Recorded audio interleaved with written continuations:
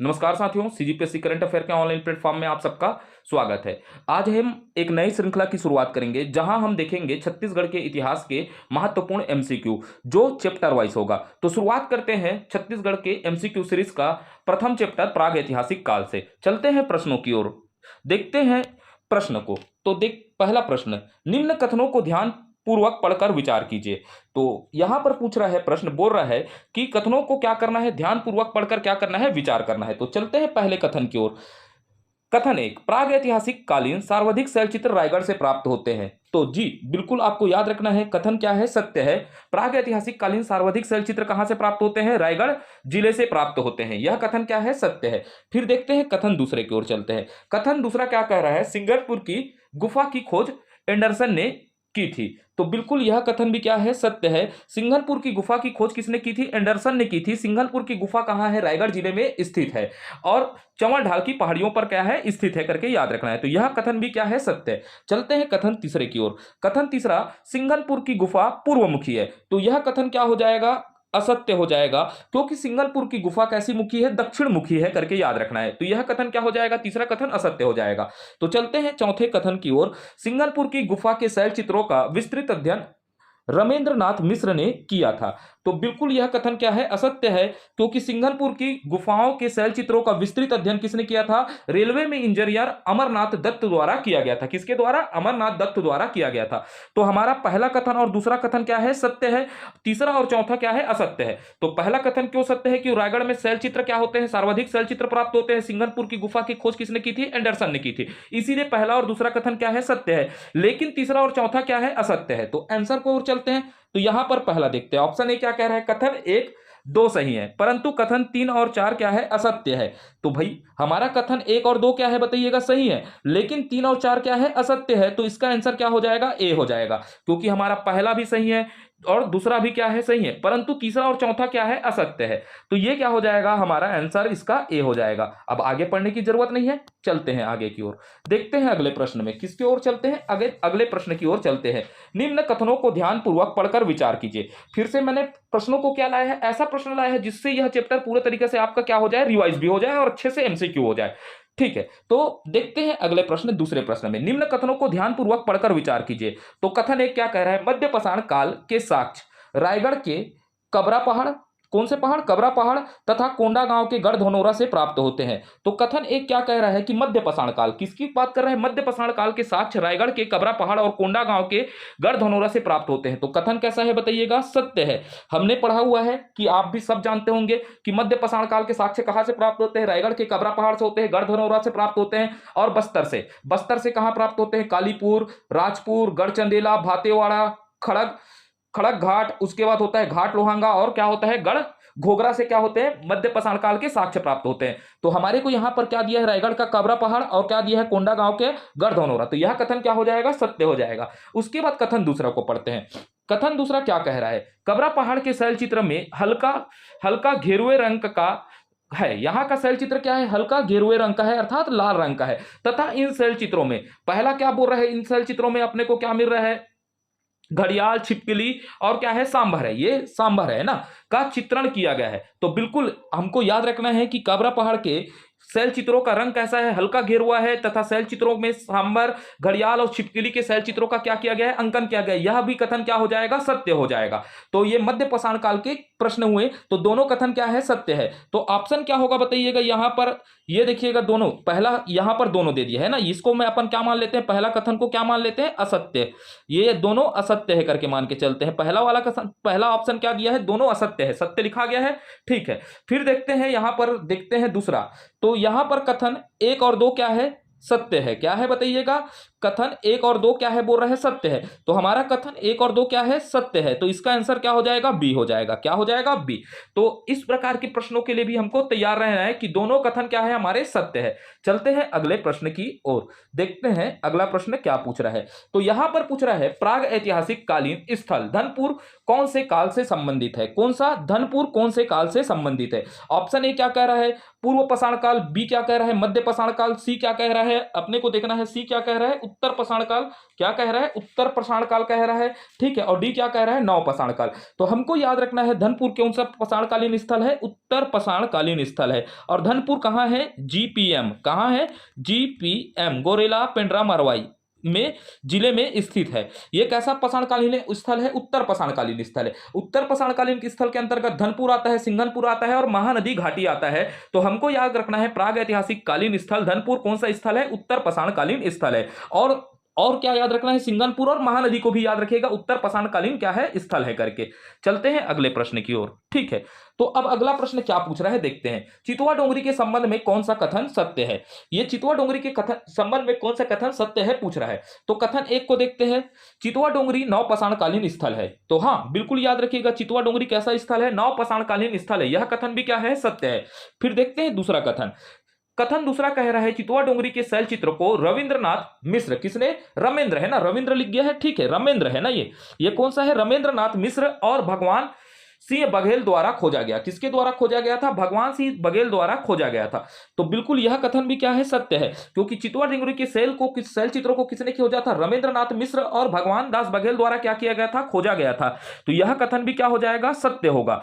फिर पढ़ते हैं दूसरा कथन भी क्या हो गया? सत्य हो गया। तो हमको क्या याद रखना था यहां पर इस प्रश्न में कि शैल चित्रों की खोज किसने की थी? रमेंद्रनाथ मिश्र और किसने की थी? भगवान दास बघेल द्वारा किया गया था। फिर देखते हैं कथन तीसरा, चितवा डोंगरी बालोद जिला में स्थित है। हाँ, बिल्कुल याद रखना है, चितवा डोंगरी कहां स्थित है? बालोद जिला में स्थित है। अभी पेपरों में कटिंग आता रहता है कि चितवा डोंगरी कहां पर है? बालोद जिला में स्थित है। तो तीनों कथन क्या है बताइएगा? सत्य है हमारे। तो देखते हैं ऑप्शन एक, कथन एक दो सही है परंतु तीन क्या है? गलत है। हमारे तीनों सही है, तो ए तो हो ही नहीं सकता। फिर देखते हैं ऑप्शन बी, कथन एक और तीन क्या है? सही, परंतु दूसरा गलत है, तो यह भी नहीं हो सकता क्योंकि हमारे तीनों कथन क्या है? सही है। फिर देखते हैं कथन सी की ओर चलते हैं। कथन दो और तीन क्या है? सही है, परंतु एक क्या है? गलत है। यह हो ही नहीं सकता। तो चलते हैं कथन डी, तीनों क्या है? सही है। तो इसका आंसर क्या होगा? इस प्रश्न का तीनों आंसर क्या होगा? सही होगा। तो हमको क्या याद रखना है? चितवा डोंगरी कैसा स्थल है? नव पाषाणकालीन स्थल है। इसकी खोजकर्ता किसने? रविंद्रनाथ मिश्र ने की थी और भगवान दास बघेल द्वारा खोजा गया था। चितवा डोंगरी कौन से जिले में स्थित है? बालोद जिले में स्थित है करके हमको याद रखना है। तो ये हो गया हमारा चितवा डोंगरी से संबंधित क्या हो गया? प्रश्न हो गया। तो चलते हैं अगले प्रश्न की ओर। ठीक है, अगला प्रश्न क्या कह रहा है देखते हैं क्या है अगला प्रश्न करके। ठीक है, तो यहां पर क्या पूछ रहा है? खच्चर के ऊपर बैठा हुआ, क्या पूछ रहा है? खच्चर के ऊपर बैठे चीनी व्यक्ति तथा ड्रैगन की आकृति के साक्ष्य किस प्राग ऐतिहासिक कालीन स्थल से प्राप्त होते हैं? तो यह पूछ रहा है, खच्चर के ऊपर बैठा चीनी व्यक्ति तथा ड्रैगन की आकृति के साक्ष्य के प्राग ऐतिहासिक कालीन स्थल पर प्राप्त होते हैं। किस प्राग ऐतिहासिक कालीन स्थल पर क्या होते हैं? प्राप्त होते हैं। तो ऑप्शन ए क्या बोल रहा है? टेरम। ऑप्शन बी क्या बोल रहा है? लीलर। और ऑप्शन सी क्या बोल रहा है? बोनटीला। ऑप्शन डी क्या बोल रहा है? चितवा डोंगरी। तो बिल्कुल याद रखना है, चितवा डोंगरी के शैल चित्रों में क्या है? खच्चर के ऊपर बैठा हुआ चीनी व्यक्ति और ड्रैगन के साक्ष्यों के क्या है? चित्रण किया गया है। तो चितवा डोंगरी इसका क्या होगा? आंसर होगा। चलते हैं अगले प्रश्न की ओर, देखने का प्रयास करते हैं अगला प्रश्न क्या कह रहा है। ठीक है, तो अगले प्रश्न की ओर चलते हैं। निम्न कथनों पर क्या कीजिए? विचार कीजिए। तो निम्न कथनों पर विचार करते हैं। पहला कथन क्या कह रहा है? बालोद जिला के धनोरा से लगभग 500 महापाषाण युगीन क्या होते हैं? इस महापाषाण युगीन महास्मारक प्राप्त होते हैं। तो बिल्कुल यह कथन क्या हो जाएगा? सत्य हो जाएगा। हमें पता होना चाहिए कि महापाषाण स्मारक क्या होते हैं। जब लोग क्या हो जाते हैं कि मृत्यु हो जाती है, तो मृत्यु को बड़े बड़े पत्थरों से क्या किया जाता है? दफनाया जाता है। उसी को क्या कहा जाता है? महापाषाण स्मारक कहा जाता है। तो महापाषाण स्मारक के साक्ष्य कहां से होते हैं? बालोद के धनोरा से क्या होते हैं? लगभग 500 महापाषाण स्मारक प्राप्त होते हैं। तो यह कथन क्या हो जाएगा? सत्य हो जाएगा। फिर देखते हैं दूसरा कथन। इसकी आरंभिक उत्खननकर्ता एमजी दीक्षित तथा अन्य अध्ययनकर्ता रमेंद्रनाथ मिश्र और जे.आर. कांबले ने की थी। तो बिल्कुल याद रखना है, यह कथन भी क्या हो जाएगा? सत्य हो जाएगा। इसके आरंभिक उत्खननकर्ता कौन थे? एमजी दीक्षित थे। कौन थे? एमजी दीक्षित महोदय ने इसकी प्रारंभिक उत्खनन किया। लेकिन इसके अध्ययनकर्ता कौन थे? रमेंद्रनाथ मिश्र और जे.आर. कांबले ने इसका क्या किया? अध्ययन किया। तो यह कथन भी क्या हो जाएगा? सत्य हो जाएगा। तो इसमें क्या हो जाएगा बताइएगा? एक और दो क्या हो जाएगा? एक और दो क्या है? सत्य है। तो इसका आंसर क्या हो जाएगा? सी हो जाएगा। तो यह कथन क्या है? सही है। दोनों कथन क्या है? सत्य है। तो चलते हैं अगले प्रश्न की ओर। ठीक है, अगला प्रश्न प्रश्न हमसे क्या पूछ रहा है देखते हैं। ठीक है, तो अगला प्रश्न पूछ रहा है पाषाण घेरे के साक्ष्य निम्न में से किस स्थल से प्राप्त नहीं होते। तो पहला ऑप्शन क्या दिया है, चिरचारी बालोद। तो बिल्कुल याद रखना है पाषाण घेरे के साक्ष्य कहां से प्राप्त होते हैं, चिरचारी बालोद से प्राप्त होते हैं। उसके बाद क्या दिया है, करका भाटा। तो हाँ, करका भाटा से भी क्या होता है, पाषाण घेरा प्राप्त होता है। यह कथन क्या है, सत्य है, हमको पता है। ठीक है, उसके बाद गढ़धनौरा कुंडा गांव से भी क्या प्राप्त होता है, पाषाण घेरे के साक्ष्य प्राप्त होता है। उसके बाद हमको देखे हैं टेरम। टेरम से हमको क्या नहीं प्राप्त होता, पाषाण घेरे के साक्ष्य प्राप्त नहीं होते। तो कौन सा स्थल नहीं है बताइएगा, पाषाणकालीन घेरे के साक्ष्य कहां से प्राप्त नहीं होते, टेरम से नहीं होते। तो हमको क्या याद रखना था, बालोद का चिरचारी, सोरर, करही भदर और करका भाटा से क्या प्राप्त होता है, पाषाण घेरे के साक्ष्य प्राप्त होता है। और कोंडा गांव के गढ़धनौरे से क्या प्राप्त होता है, हमको पाषाणकालीन साक्ष्य प्राप्त होता है। तो चलते हैं अगले प्रश्न की ओर। ठीक है, अब यहां पर क्या है दिया है, सुम्मिलित करने वाला दिया है। क्या दिया है आपको, सुम्मिलित करने वाला प्रश्न दिया है। तो पहला क्या दिया है, स्थल दिया है। यहां पर क्या दिया है, स्थल, और क्या दिया है, जिला। अब स्थल को किससे मिलाना है, जिला से मिलाना है। तो पहला क्या दिया है, ऑप्शन कर्मागढ़। कर्मागढ़ कहां स्थित है, अपने को याद होगा तभी इस प्रकार के प्रश्न को बना सकते हैं। कर्मागढ़ हमको याद होना चाहिए कहां है, रायगढ़ जिला में। तो बिल्कुल कर्मागढ़ कहां है करके याद होगा, रायगढ़ में है। खेरखेड़ा कहां पर है, कांकेर पर है। कहां पर है, कांकेर है। तब हम सुमेलित कर सकते हैं जब हमको जिला पता होगा। ठीक है, उसके बाद लीलर कहां पर है, हमको याद रखना है, धमतरी पर है। किस पर है, धमतरी पर है। उसके बाद अर्जुनी कहां है, बालोद पर है। ठीक है, तो आपको क्या याद रखना पड़ेगा, स्थल है जो पाषाणकालीन स्थल है। लगभग अपने क्लास में जो मैंने पढ़ाया है पाषाण काल में, वहां 80 से 90 स्थल आपको पढ़ाया हूं पाषाणकालीन। तो ऐसे प्रश्न कब बनेंगे, जब आप पाषाणकालीन स्थलों को जानेंगे। तो कर्मागढ़ कहां है, रायगढ़ में है। खेरखेड़ा कहां है, कांकेर में। लीलर कहां है, धमतरी में। और बालोद कहां है बताइएगा, ये अर्जुनी कहां है, बालोद में। तो मिलाते हैं ऑप्शन ए।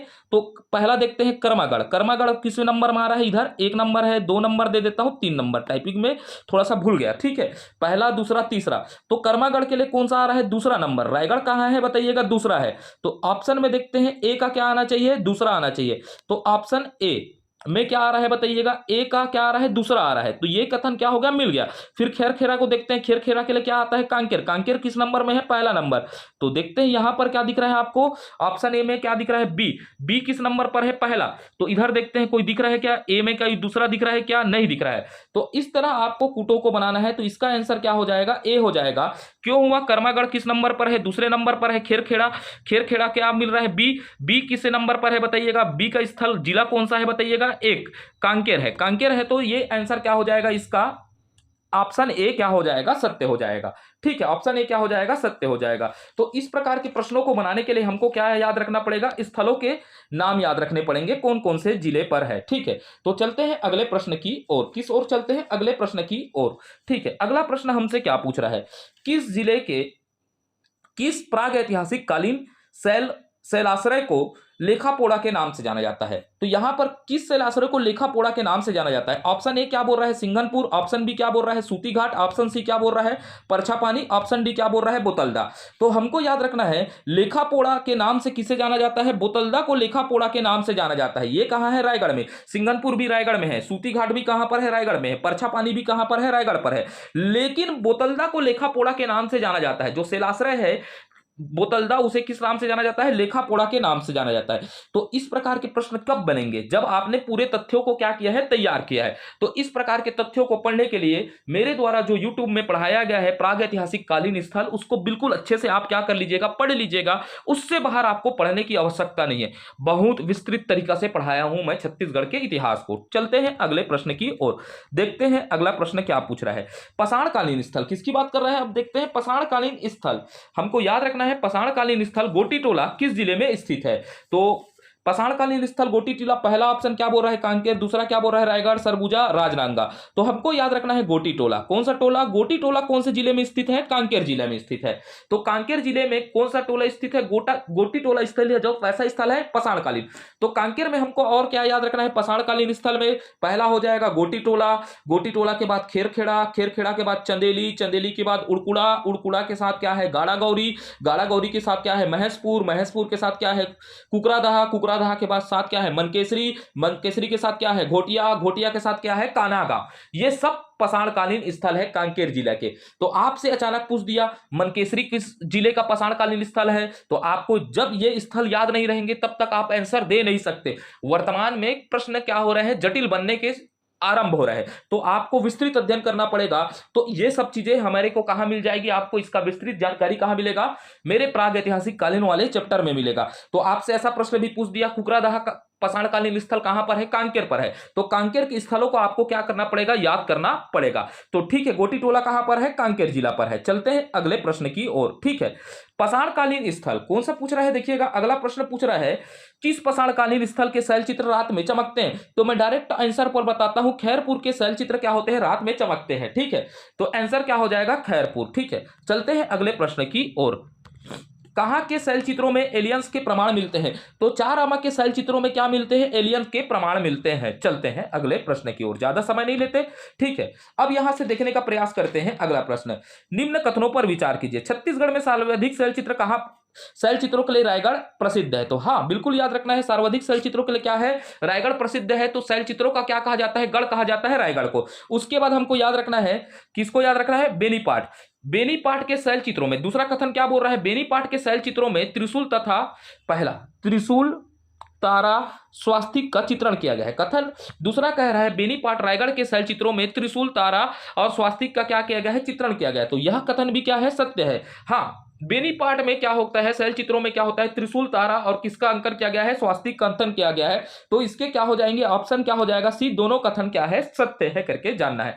चलते हैं अगले प्रश्न की ओर, देखते हैं अगला प्रश्न क्या कह रहा है। चंवर ढाल की पहाड़ी पर स्थित चंवर ढाल पर स्थित शैल चित्र का स्थान कौन सा है। चंवर ढाल की पहाड़ी पर स्थित शैल चित्र का स्थान या नाम कौन सा है। ठीक है, नाम कौन सा है, तो नाम कौन सा है, सिंगनपुर है। थोड़ा सा टाइपिंग में मिस्टेक है, क्या है, सिंगनपुर। अर्थात चंवर ढाल के पहाड़ियों पर स्थित शैलाश्रय का नाम क्या है, सिंगनपुर की गुफा है करके याद रखिएगा। ठीक है, जो मैं पहले चर्चा कर चुका हूं। ठीक, अब अगला प्रश्न पूछ रहा है, छत्तीसगढ़ के निम्न किस स्थल से, ठीक है, फिर यहां पर थोड़ा सा टाइपिंग हो गया है, किस स्थल से। ठीक है, दोस्तों को दिया था टाइपिंग करने के लिए, थोड़ा सा गलती हो गया। छत्तीसगढ़ के किस स्थान से पाषाण युग का मनहेरी पाषाण स्तंभ प्राप्त होता है। छत्तीसगढ़ के किस स्थान से पाषाण युग का मनहेरी स्तंभ प्राप्त होता है। तो बिल्कुल याद रखना है, करका भाटा से। कहां से, करका भाटा से क्या प्राप्त होता है, मनहेरी स्तंभ प्राप्त होता है, पाषाण युगीन।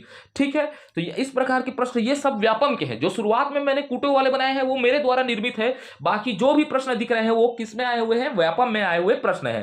चलते हैं अगले प्रश्न की ओर। ठीक है, अगला प्रश्न हमसे क्या पूछ रहा है, देखते हैं। छत्तीसगढ़ में महापाषाण युगीन सभ्यता के अवशेष कहां से मिलते हैं। तो ऑप्शन ए क्या बोल रहा है, तालागांव से कोई महापाषाणकालीन युग के सभ्यता के अवशेष नहीं प्राप्त होते, तुम्बाड़ से भी प्राप्त नहीं होता, शिवरी नारायण से भी प्राप्त नहीं होता। प्राप्त कहां से होता है, मल्हार से। मल्हार से महापाषाणकालीन क्या होते हैं, अपने को साक्ष्य प्राप्त होते हैं, जिसकी खोज किसने की थी, शिव कुमार पांडे ने 1975 और 78 में की गई थी। यह भी मेरे द्वारा पढ़ाया गया है पाषाणकालीन स्थलों में। तो बिल्कुल आपको याद रखना है, मल्हार को किसने खोजा, शिव कुमार पांडे ने 75 से 78 के बीच में। ठीक है, तो यहां से क्या प्राप्त किए, साक्ष्य प्राप्त किए करके याद रखना है। चलते हैं अगले प्रश्न की ओर। ठीक है, प्रसिद्ध काबरा पहाड़ या काबरा गुफा किस जिले में स्थित है, जिन्हें उसके पूर्व ऐतिहासिक गुफा के शैल चित्रों के लिए जाना जाता है। तो बिल्कुल याद रखना है कि काबरा पहाड़ किस जिले में स्थित है करके बताइएगा, रायगढ़ जिले में। ये तो बच्चा जानता है। ठीक है, कहां पर है, रायगढ़ जिले में स्थित है।